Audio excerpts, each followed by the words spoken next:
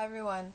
So, I know this video is a little late, and I was supposed to do my fall fashion lookbook with Julia, but it just seems like the topic of the paranormal is more pressing and a little bit more interesting, so I thought I would do this video first. I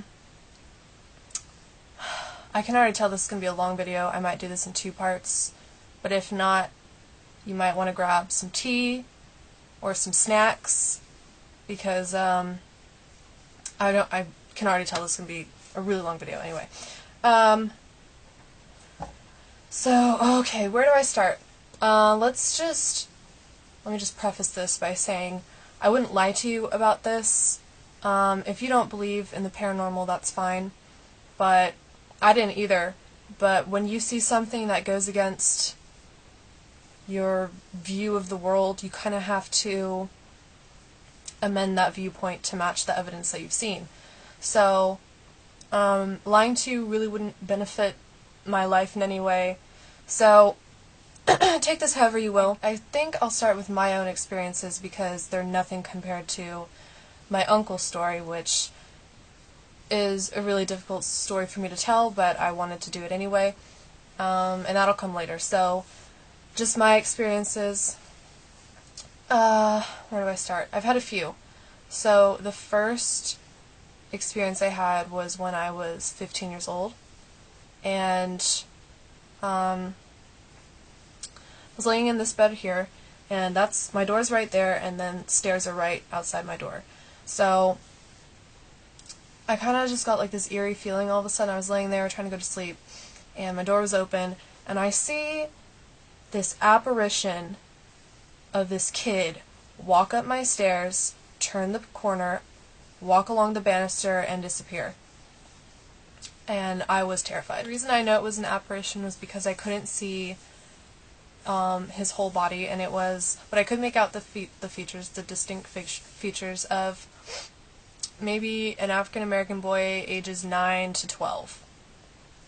And so I was terrified, and I just sat frozen in fear on my bed for the rest of the night, and I couldn't go back to sleep, or I couldn't go to sleep. So a couple days later, I'm walking around my neighborhood, and my neighborhood is very historic, so there's a lot of history here. And I came across this elderly gentleman, and we started talking, and he was like, "Oh, where do you live?" And I said, "I live at that big house on the corner of X and Y." And he said, "Oh, you live in the house that used to be the headquarters for the Black Panthers." And I was like, "What? Excuse me?" He's like, "Yeah, that used to be the headquarters, the Black Panthers headquarters of Sacramento." Now keep in mind, I still had this image of this boy in my head. It was weighing on me for days after that. So I said, "Were there any children in the house?" And he's like, "Oh yeah, they used to have kids over there all the time. One of them actually died." And he's like, "Yeah, he was about, 10 years old, and he was the son of the guy in charge. I suppose you call him commander or general. I'm not sure." And I said, "Oh, really, how did he die?" And he said he choked on some marbles and died. And right there, I was so scared, because in my house, we'll be digging in the backyard, and we come across hundreds of marbles everywhere, different sizes and colors, and I'll probably insert a picture just to show some of the marbles that we found. And so I could not believe that. That was really creepy. And I'll get people who say, "Isn't it because you were tired? Maybe your eyes were messing with you." This can all be rationally explained somehow, insert rational explanation. And no. Because I still haven't forgotten that memory. It stayed with me for, how old am I now, 20? Oh, getting old. Yeah, but it stayed with me, and I just remember such a feeling of terror. That expression, "It looks like you've just seen a ghost." That's how I felt. I was so terrified. And then the whole story about the marbles and the Black Panthers headquarters was just really amazing, how that all kind of tied together. If not, then it's a pretty impressive coincidence. So, I have not seen that apparition since, and yep, that was the only time. So, let's see, what other experiences have I had? Um, okay. There was another time where I was sitting in my backyard, and it was dusk, and I was probably just doing some homework because it was a nice day. And there was a tree right next to me, and an entire flock of birds in the tree, just twittering away. And then all of a sudden, the hairs on the back of my neck stood up, and I thought, okay, that's a bit odd. And then before I could process that feeling, I heard this growl right in my ear, and as soon as that happened, the birds just flew away. Now, there was no dog around, because that was my first rationalization was, oh my gosh, there's a dog around here somewhere. There was no dog. Even if there were a dog, my dog Charlie he's a Bichon Frise, so he's super short and he doesn't growl. And he was nowhere in the vicinity. And the oddest thing about that struck me was the fact that it was right in my ear. And then I got that kind of creepy sense before it even happened. And then, of course, the birds flying away. I thought that was really interesting. That has not happened to me since, but that was pretty scary. Some other strange things. My kitten Harry, who is sleeping right here. Hey Harry. Harry, they love you.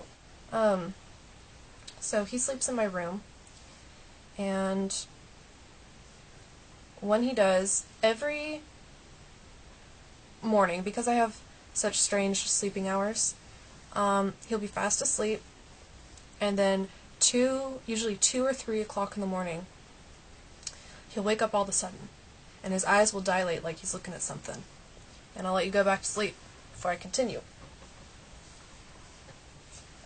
So his eyes will dilate like he's looking at something, and I don't know if this will be in shot, but I have very odd corners in my room. They're not really corners. But he'll wake up 3 or 2 o'clock, he'll look up in that corner, and he'll slowly move his eyes to that corner, and then he'll slowly move his eyes backwards, and he'll keep doing that for like 20 minutes. Now, I thought, okay, there's a spider in my room, there's a moth, there's a shadow that he's watching, because he does love to chase shadows, but my curtains were completely closed. It was dark. I had my phone, as you do when you're, oh, excuse me, how tacky of me. I had my phone, as you do, checking things before you go to sleep. So there were no shadows. And it's odd that he wakes up at a very specific time, and his attention span is so limited because he's a kitten and he always wants to play. And the fact that he'll sit there and move his eyes back and forth for 20 minutes it's really eerie. So this one night, this actually didn't happen that long ago, 2, 3 in the morning, I think it was closer to 3 o'clock. Sitting there trying to go to sleep, he wakes up, he's looking at that corner, and I just got such an eerie feeling. So I couldn't explain it, so I just felt scared. So I went and I slept downstairs on my couch. And I'm laying on the couch, I'm trying to go to sleep, still feel, I've got the heebie-jeebies, if you will. So, laying on the couch trying to go to sleep. I have a basement, and so, basement floor couch. Directly underneath the couch where I'm trying to sleep, I hear this knock. 1, 2, 3, 4, 5, 6. And, we do get rats and squirrels in the basement during the colder months. They do nest there. But it just was such a distinct knock, and it had such intention to it. So I was like, alright, that's a bit weird. 10 seconds later, 1, 2, 3, 4, 5, 6. And it's with such force that I can feel the reverberation of the impact through the floor and onto the couch where I'm laying. 10 seconds later, 1, 2, 3, 4, 5, 6. So at this point, I'm getting kind of scared. I just try to, rationalize it. It's rats. I don't know. Maybe they have a very methodical way of picking away at our floorboards. So, just kind of blew it off. And then, because the couch is right against the wall, all of a sudden, 1, 2, 3, 4, 5, 6 on the wall next to me. 10 seconds, 1, 2, 3, 4, 5, 6. I'm like, alright, okay, alright, no, this is fine. They're probably just in the walls exploring, it's a whole new world. Want to get to know the area and infest our house. So I thought nothing of it. And then, to top it all off, the window right next to the couch, I hear this tapping. 1, 2, 3, 4, 5, 6. So it was a total of 6 series of knocking, 6 times, which I think is very, it's just too intelligent for a rat or a squirrel. And the fact that it was also on the window, if you can explain this to me, go ahead. I've thought of pretty much everything. So I decided to take a few pictures, and keep in mind that it's pitch black. I can't see anything because I can't sleep with lights on. So it's completely dark, and I snapped a picture, and I'll insert it. And if you can see, maybe around the middle of the frame, you can see a little orb of light, and then up in I think the left-hand corner of the photo, you can also see another little orb of light. And is it dust? I don't think so. They seem too big to be dust specks. There's no reflection. I was thinking, okay, it might have been the flash against some kind of glass. So I wanted to take another one to make sure. So I took another one, and it came out blurry. So I took another one, and it came out blurry. So I shut off my phone, turned it back on, restarted it, had the flash on, tapped the screen to make sure it focused, and it just got worse. Nothing I could do would get this camera to focus.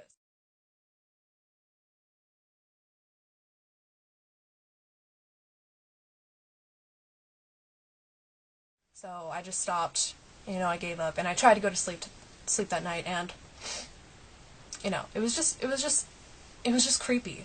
So so far those have been my experiences, I think. I'm hoping to join a paranormal investigators team here in Sacramento because this kind of stuff just fascinates me. Because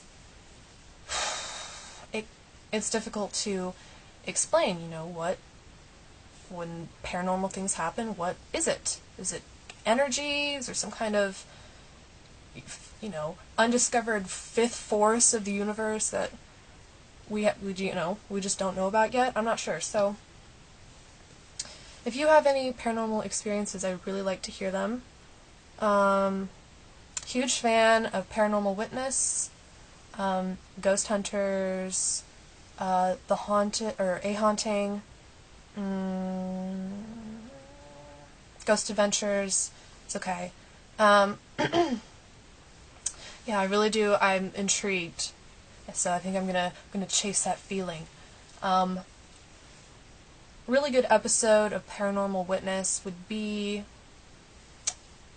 The Rain Man and The Man in the Attic, because they have some very specific similarities to my uncle's story.